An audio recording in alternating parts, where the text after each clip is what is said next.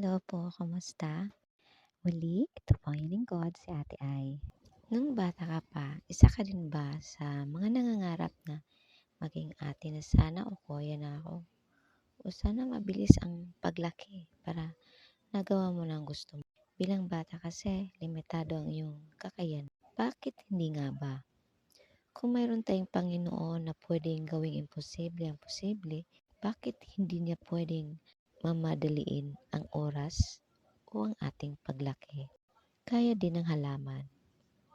Ang gusto lang natin ay makapamunga na ito at hindi natin maintindihan ang paghihintay o ang sapat na oras bago tayo makapag-ani.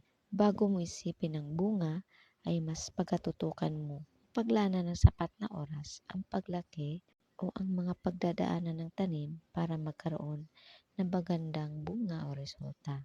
Parang ating buhay. Dapat pagtuunan ng panahon ang paghihintay o paglaan ng sapat na oras para hubugin ang sarili. Bakit kahit mahal ng ama ang kanyang anak, ay di niya mabigyan agad ng sasakyan dahil hindi pa niya kaya ito o magdulot lang ng kapahamakan sa anak?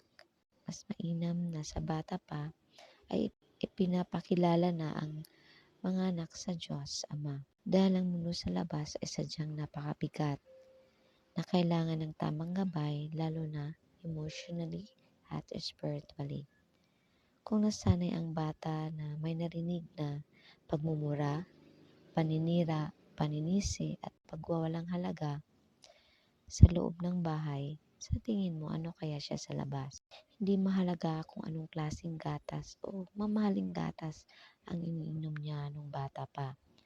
O dapat ay nasa mamahaling paralan o exclusive na paralan siya.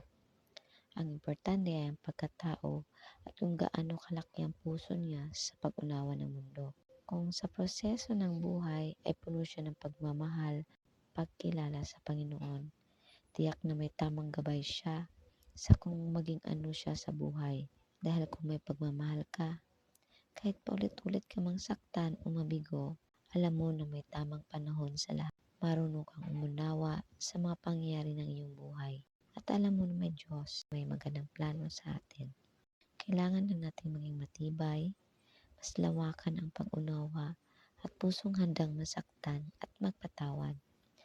Maging positibo lang at mapagpasalamat dahil nakikita ng Diyos ang iyong puso kung paano ito sa iba. Tiyak na pagkakaluban ka ng mga blessings that you deserve. 2 Peter 3:18. Grow in grace and knowledge of Jesus Christ. Ephesians 4:15. Speak the truth in love to grow in Christ. And for that, may God be praised. Amen. God bless po.